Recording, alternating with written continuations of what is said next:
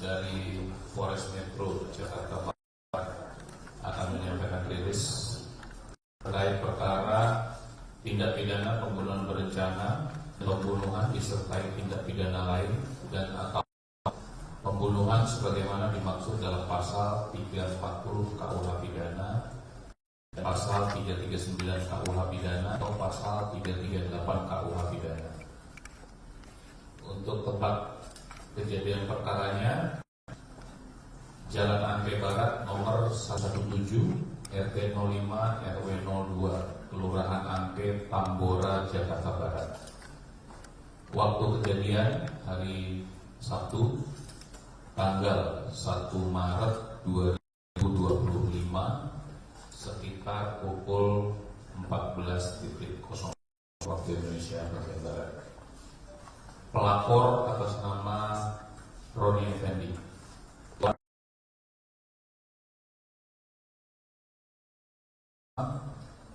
Atas nama Sio alias meninggal dunia ibu pelapor.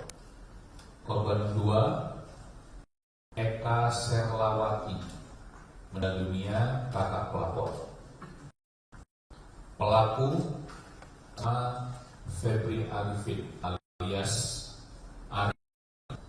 Kakang alias Jamet, Bebek alias Chris Martoyo, umur 31 tahun, kelahiran Banyumas, di Jalan Angke Jaya, Kelurahan Angke, Kecamatan Tambora, Jakarta Barat. Yang diamankan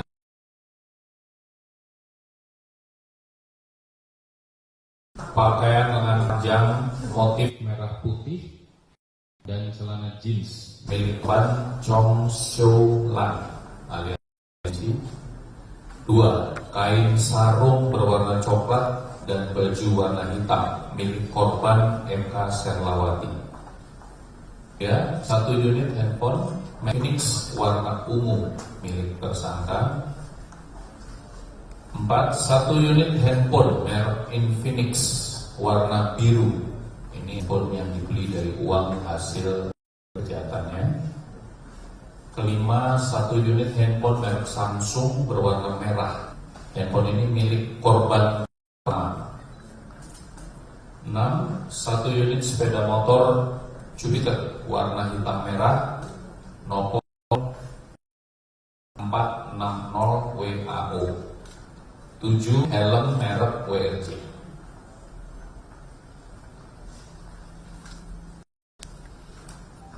Untuk kronologis kejadian yang bisa kami sampaikan menurut pengakuan dari tersangka. Awalnya tersangka korban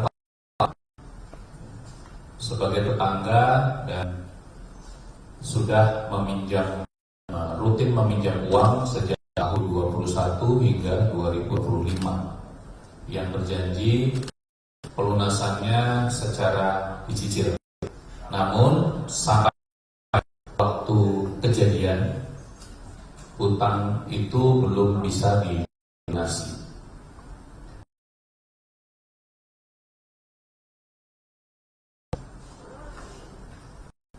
Korban juga percaya kepada tersangka, kepada pelaku, bahwa pelaku memiliki kemampuan yang lebih, bisa memberi nasihat spiritual untuk menyembuhkan seseorang. Kemudian juga mengaku memiliki teman Chris Martoyo sebagai pada uang, juga mengaku kenal seseorang dukun cari jodoh bernama Kakang. Tidak lain adalah tadi yang sudah disebutkan sebagai nama alias. Jadi itu hanya mengaku-ngaku memiliki teman saja. Kemudian di awal bulan Februari, korban pertama menunjukkan sejumlah uang kepada tersangka yang rencananya diminta untuk digandakan. Untuk selanjutnya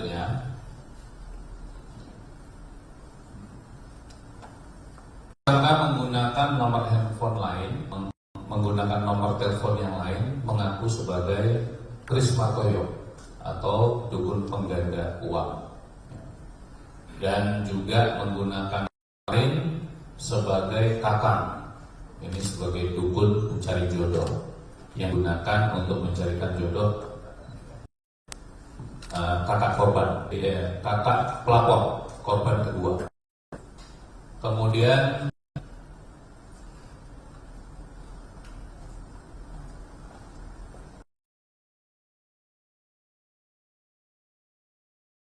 Maret 2020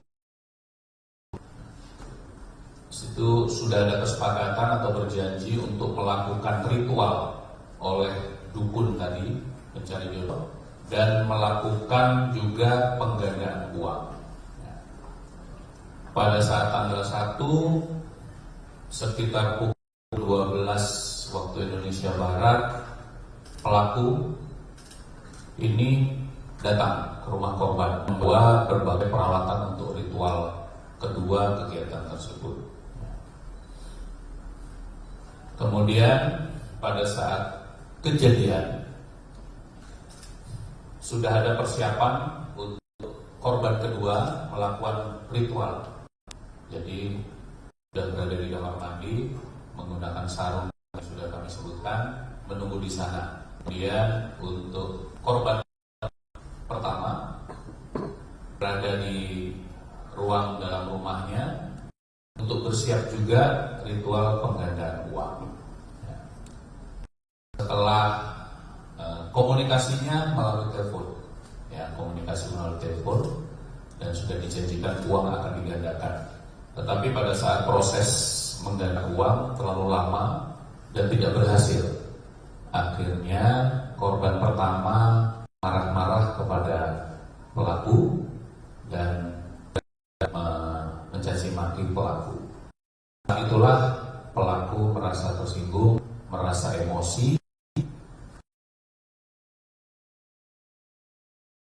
ada di kotak peralatan di belakang korban pertama. Kemudian langsung memukul ke arah kepala korban pertama. Korban pertama jatuh ke belakang, kemudian bisa di kamar. Pada saat di kamar, korban masih berasa sehingga dipukul kembali untuk yang kedua kali. Pada saat itulah korban tersungkur di lantai dan ditindih menggunakan lututnya dan kemudian dicekik oleh pelaku hingga meninggal dunia.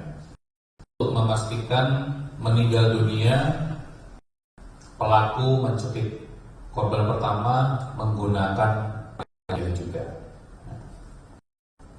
Kemudian setelah yakin korban pertama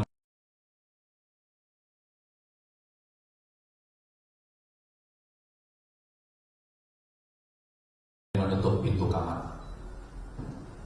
Setelah itu setelah itu pelaku sempat keluar di depan rumah sambil merokok sekitar 15 menit, memikirkan bagaimana supaya tidak ketahuan oleh korban kedua bahwa ibunya sudah meninggal dunia karena dibunuh oleh dia. Akhirnya setelah 15 menit pelaku masuk kembali ke dalam rumah dan langsung membawa besi ke dalam kamar mandi. Akhirnya langsung memukul juga di bagian kepala. Pada saat memukul di bagian kepala belum roboh, maksudnya belum meninggal dunia, korban sempat teriak tolong, kemudian dipukul lagi kemudian dipukul lagi di arah kepala, dan untuk meyakinkan korban kedua meninggal dunia, pelaku mencekik leher korban. Setelah yakin meninggal dunia, kemudian dibersihkan dan kedua korban di tempatnya masing-masing, yang satu di kamar dan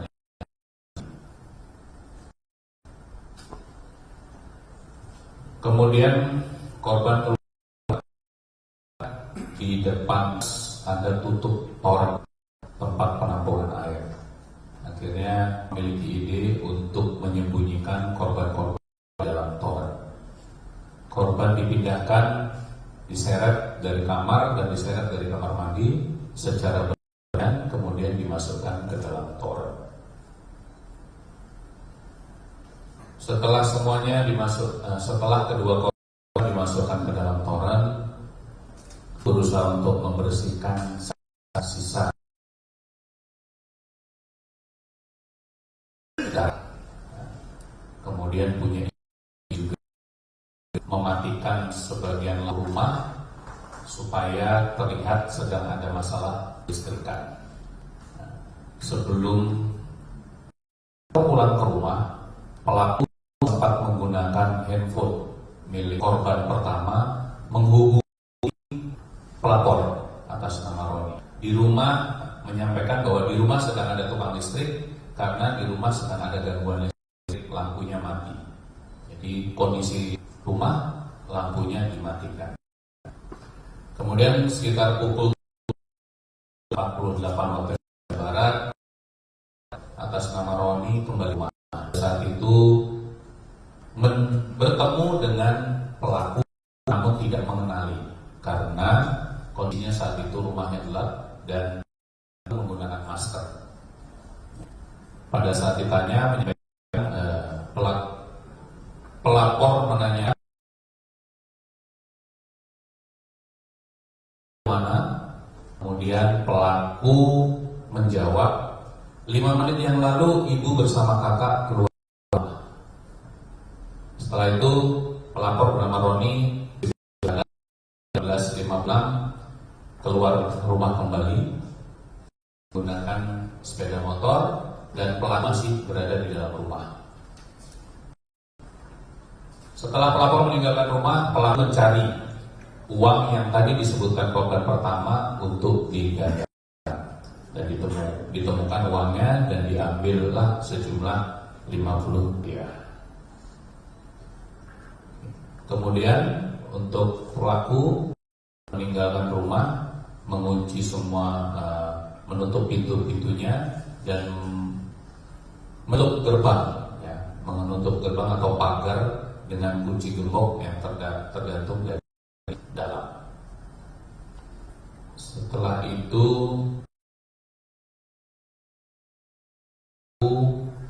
menuju Kalijodo di malam harinya untuk membuang pipa besi yang digunakan tadi untuk melumpuhkan dan untuk membunuh korban-korban. Pada tanggal 2 Maret sekitar pukul 4 waktu Indonesia bagian Barat, pelaku pulang kampung menggunakan sepeda motor, kemudian di daerah Cirebon membuang handphone Infinix milik korban pertama dan kemudian kembali ke kampungnya di Banyumas. Untuk pelaku berhasil diamankan di Banyumas pada tanggal 9 Maret 2025 sekitar pukul 23.30 waktu Indonesia bagian Barat. Ya. Untuk pasal yang dipersiapkan pasal 340 KUH pidana.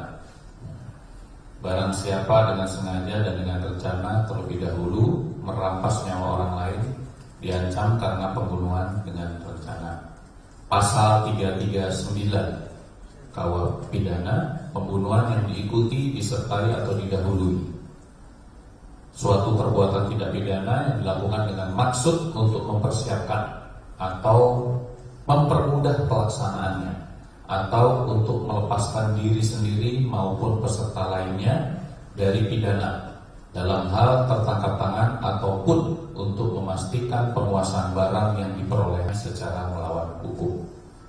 Yang ketiga, pasal 338 KUH pidana, barang siapa dengan sengaja merampas nyawa orang lain diancam karena pembunuhan.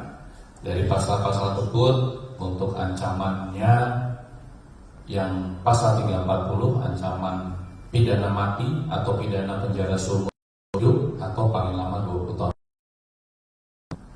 Untuk yang pasal 339 pidana seumur hidup atau selama waktu paling lama 20 tahun. Pasal 338 KUH pidana ancaman 15 tahun penjara.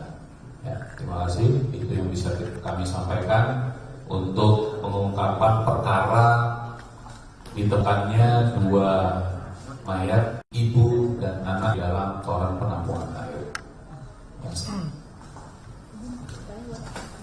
Pak, saya mau ke tempat hukum. Itu kan tadi bilangnya Nito sempat pulang dan ketemu pelaku di dalam rumah. Ya, anaknya yang kedua, Roni, sempat pulang ketemu pelaku di dalam rumah. Apakah memang tidak curiga ada orang asing di dalam rumah, atau memang Roni tahu bahwa ibunya akan berurusan dengan dukun gitu ya, atau seperti apa gitu? Maksudnya apa tidak kenapa dan dibiarkan tetap di dalam rumah, karena Roninya keluar lagi gitu. Terus yang kedua, saya sempat ke PKP terus ngobrol sama tetangga, terus katanya ada bilang hari Sabtu tanggal 1 Maret itu setengah 11 ketemu sama korban pertama.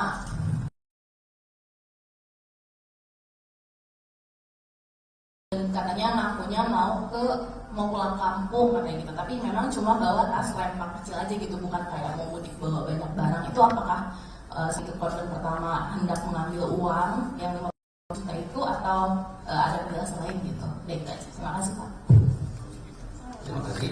Pertanyaan pertama dulu saya jawab ya. Jadi terima kasih. Kami menjelaskan dari pertanyaan dari Mbak terkait saudara pelapor Roni ya pada saat siang hari itu di WA oleh tersangka saudara Febri menanyakan tentang keberadaan terkait dengan perjalanan pulang kampung.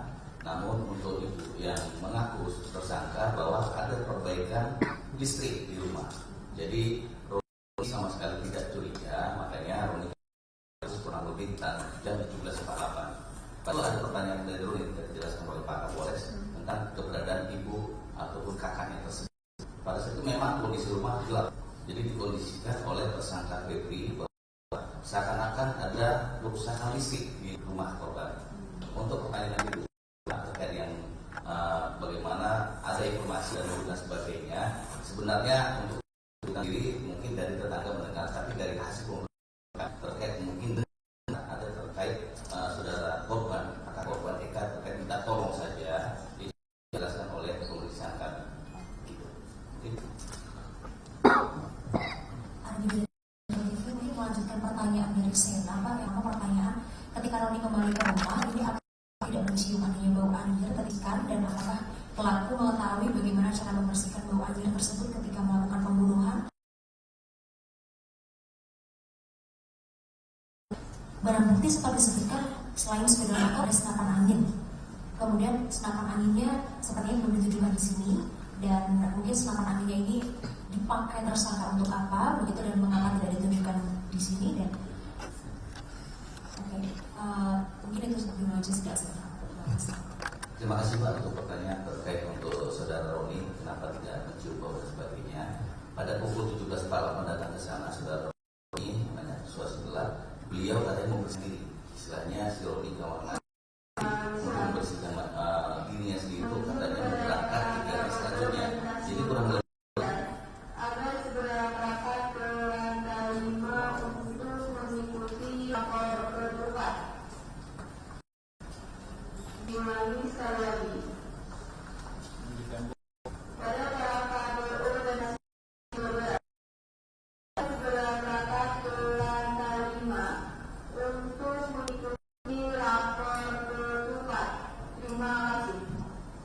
kami lanjutkan ya. Jadi terkait untuk saudara Roni yang pada pukul 17.48 datang ke rumah ataupun rumah korban dan kakaknya 17.48. Pada saat itu dia membersihkan hanya lihat kamar mandi, dia baju. Setelah itu kurang lebih 1 jam dia langsung berangkat keluar karena dia percaya terkait dengan pengakuan dari tersangka saudara Febri dan sudah mengenal ibu dan kakak saya sudah 5 menit.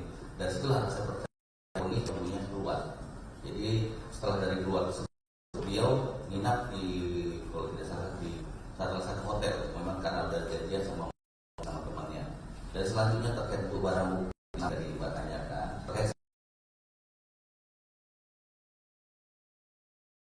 terkait untuk pada saat kami temukan beliau sedang mengikat di waduk. Jadi senapan angin itu digunakan untuk terkait untuk kegiatan memancing tersebut, dan jadi bukan untuk menggunakan menghilangkan nyawa.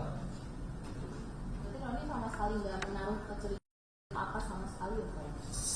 Untuk mencurigai terkait bagaimana terkait tukang ya, bahwa sebenarnya Roni itu kecurigaannya dan memberi informasi biasanya untuk tukang listrik ada biasa ibu korbannya.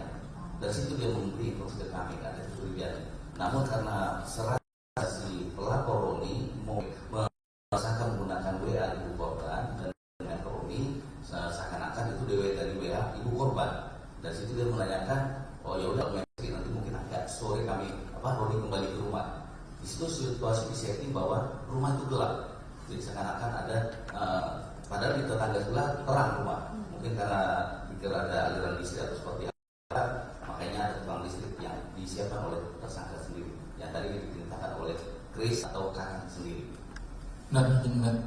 Saya mendengar dari wartawan terkait pertama soal ilmu hitam. Nah itu ilmu hitam itu apakah memang dia pernah belajar atau memang ini hanya dia ngada-ngada dan kemudian apa yang membuat korban ini naik pipa karena selain maki-maki apakah ada ancaman akan dilaporkan polisi sehingga korban takut dan memilih untuk menghilangkan nyawa. Yang pertama, yang kedua terkait 50 juta. Nah ini uangnya habis atau masih tersisa? Terima kasih. Jadi awal perkenalan Febri dengan ibu korban, dia menceritakan bahwa ada kenalannya Chris Makoyo sebagai ibu pengada uang, itu pertama. Yang kedua itu adalah dukun terkait untuk bagaimana untuk mencari jodoh. Makanya tadi sebenarnya ada satu orang tapi terkait dua orang lain. Jadi lainnya bagaimana kemampuan itu sebenarnya adalah karena saja mengada-ngada, tapi memberi ibu korban bahwa dia kenalan saudara Chris ataupun kakak pada dia sendiri pelakunya. Dan terkait untuk masalah yang digunakan, dia sudah menggunakan terkait untuk pembelian sepeda motor, pembelian handphone, dan ada memberikan terkait uang ke keluarganya. Gitu. Dan gini insiden, apakah ada hubungan khusus antara korban dengan pelaku? Terus hutang apa sih yang diminta pelaku korban? Jadi hanya dua pertanyaan saja. Jadi hubungan korban dengan pelaku. Jadi di sini dijelaskan dari Pak Kapolres bahwa pada tahun 2021 sampai 2025 itu sudah kenal. Jadi saudara Febri sudah meminjam kepada kepada ibu korban kurang lebih dengan total 90 juta rupiah. Namun untuk pembayaran dan sebagainya itu belum pernah dibayar sama sekali. Jadi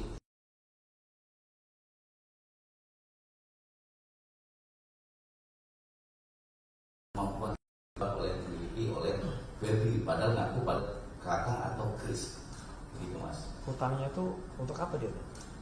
Kalau itu nanti terkait untuk katanya kemarin kami periksa untuk kebutuhan hidupnya saja untuk saudara Febri. Terakhir untuk bagaimana emosinya saudara Febri karena ibu korban secara langsung meminta untuk segera mengembalikan uang yang sudah dijanjikan oleh saudara Febri. Karena rasa marahnya korban mungkin kata-kata salah mencaci maki, timbullah rasa emosinya saudara Febri sebagai informasi si korban ini itu rentenir, itu benar nggak Pak? Nggak lanjutin. Tetangga tuh bilang katanya korban pertama Inci ini tuh baik sekali karena sering minjemin uang, tapi kalau minjemin kalaupun nagih tuh nggak kasar gitu, maksudnya kan dikenal ramah, sering minjemin uang, bahkan ngasih THR. Apakah sebenarnya ibu Enci itu juga keluarga yang maksudnya seseorang yang cukup berlebihan kah gitu? Terima kasih untuk ibu korban. Kebetulan suami ibu korban sudah meninggal beberapa tahun sebelum kejadian. Sebenarnya dari ibu korban sebagai ibu ini sebenarnya sangat dermawan karena memang bukan sebagai rentenir, tapi karena rasa jiwa sosial beliau sendiri. Jadi ada tetangga-tetangga kalau ada butuh beliau meninggalkan tangan tanpa memaaf pada rumah ataupun namanya membebankan harus ada barang harus dijadikan, dan tapi karena jiwa sosial ibu korban yang bisa dibilang mungkin minjam hanya 5 juta, mungkin bukan dari keluarga berada tidak, tapi karena rasa jiwa sosial ibu korban meminjamkan ke tetangga ataupun ke orang-orang yang membutuhkan. Namun beliau tanda kutip karena saudara Febri meminjamnya cukup banyak, ini kapan untuk pembayaran? Itulah mungkin dia kata-kata Enci, kamu kapan dengan kata kasar, jadi tidak ada kata kebun binatang atau tidak hanya kasar ya. Rasa mungkin dari tersangka sendiri rasa kesal karena tidak mampu membayar utang tersebut, itulah rasa dia menghabisi ibu korban maupun saudara mereka. Pak Kasat, itu ketika belum lunasi. Sedikit menambahkan, artinya tidak lunasinya itu dari 2021 sampai 2025, artinya itu kan 5 tahun ya Pak ya. Itu dimaklumi karena dijanjikan bahwa akan mencarikan jodoh untuk anaknya begitu atau bagaimana? Jadi sebenarnya itu tidak ada sangkut pautnya, cuma si saudara tersangka ini mengasih suatu janji kalau memang ibu mau kasih gandakan uang. Jadi dia tersangka yang mengasih terkait bagaimana suatu uang bisa menambah lebih keuntungan untuk mencari terkait jodoh tersebut dari saudara tersangka yang menawarkan. Jadi bukan dari saudara ini, dari korban ini. Tapi itu sesuatu yang di luar nalar ya. Maaf nih saya nggak emas kenapa? Maksudnya itu kan sesuatu yang di luar nalar. Apa yang dilakukan sama pelaku untuk meyakinkan gitu dengan uang sebesar itu gitu. Apa sih yang cara yang dilakukan sama pelaku itu gitu? Kayak gue bisa nih. Jadi saudara tersangka bisa menjanjikan bahwa ada punya kemampuan temannya si Kris, padahal kelompok sendiri. Kekakang juga bisa teman dia, padahal ada satu lapor. Jadi dia menggunakan nomor handphone itu pada dia sendiri. Jadi keyakinan itu dan bagaimana dia bisa meyakinkan ke korban tersebut, sehingga ibu ini karena saking baiknya percaya saja. Itulah makanya ibu korban sangat percaya kepada saudara tersangka itu. Pak Kasat, untuk mempertegas saja Pak Kasat, tadi kan si pelaku ini sempat menghubungi korban bahwa sedang ada perbaikan listrik di rumah korban. Nah, Itu dia menghubungi pakai HP pelapor kepada pelapor. Itu kan dia menghubungi pakai HP ibunya korban by suara atau melalui chat gitu.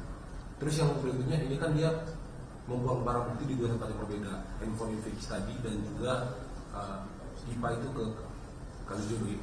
Ini kan sangat terencana dan cukup terlatih istilahnya. Mungkin ada kesimpulan khusus dari tindakan pasca pembunuhan dari pelaku ini. Gitu.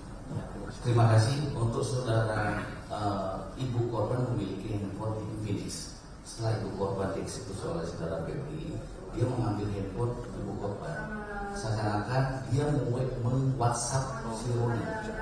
Nanya, saya biasanya kan ada percakapan ibu korban sama anak, manggil saya dan sebagainya. Dia dilihat apa kebiasaan dan sebagainya. Saya nggak gimana, dari buka puasa seperti apa kapan pulang dan sebagainya. Nanti di rumah ada perbaikan listrik. Disitulah ada keyakinan Roni bahwa perbaikan listrik yang sudah ada biasanya ibu korban ada pelanggannya, ternyata ini beda lain. Ya, tapi karena ada WA di ibu korbannya, Roni percaya saja. Begitu ya. Jadi untuk terkait bagaimana tersangka sudah menyiapkan ataupun membuang barang bukti dan sebagainya, memang di sini sudah dikenakan pasal terkait dengan 340 sendiri bahwa ada unsur perencanaan dan tersangka tersebut. Dan barang bukti memang lagi daftar pencarian barang terkait pipa besi yang digunakan untuk membunuh ibu dan anak tersebut, dan infinitnya juga dibuang di daerah Cirebon.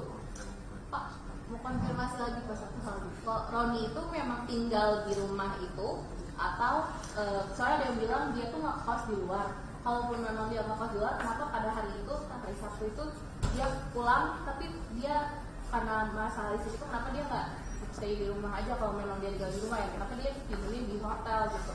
Ya, enggak ini. Terima kasih. Karena pada saat datang Roni ke rumah yang biasa di situ situasi rumah dalam padam. Berarti dia nggak stay di situ karena sedang mati lampu. Mati lampu, dan pengakuan dari tersangka bahwa bilang ibu dan kakaknya sudah keluar 5 menit lalu. Berarti dia memang tidak tinggal di sana Pak? Tinggal di sana, itu tersangka pelapor tinggal di sana. Namun karena ada kegiatan, dia kegiatan kantor dan sebagainya tinggal di daerah Tebet. Jadi pada saat kejadian itu memang ada janjiannya pelapor tinggal di luar. Namun karena tersangka men-setting bahwa ibu dan kakaknya sudah keluar 5 menit. Jadi itulah rasa percaya ya udah, karena dapat informasi dari WhatsApp-nya ibunya langsung. Padahal tersangkanya itu yang membuat WhatsApp itu turun. Gitu ya. Oke, cukup.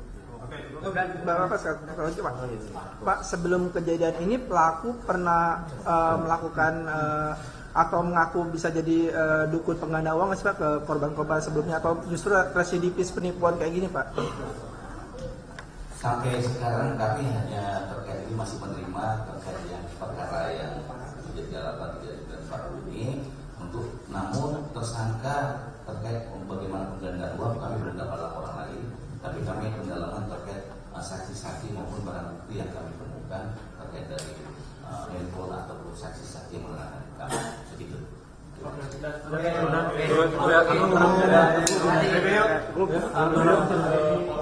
terus kira-kira pernah nggak dia nipu ke orang lain juga? Utangnya berapa ke korban? Pernah nggak dia nipu ke orang lain atau minjem ke orang lain juga? Kami masih fokus terkait dengan ibu korban bahwa beliau meminjamkan uang dari ibu korban terkait adalah dengan jumlah 90 juta dari tahun 2021 sampai 2025. Jadi total adalah 90 juta. Gitu ya. Jadi terkait untuk keluar kami belum dapat laporan. Begitu.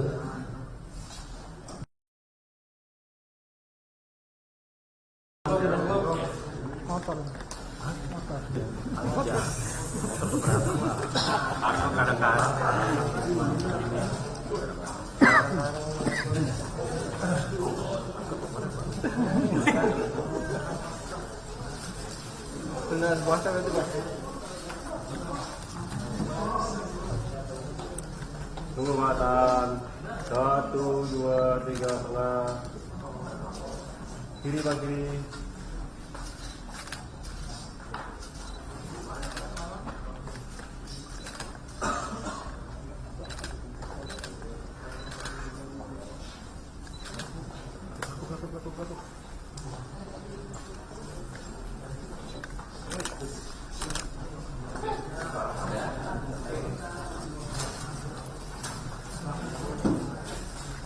Jangan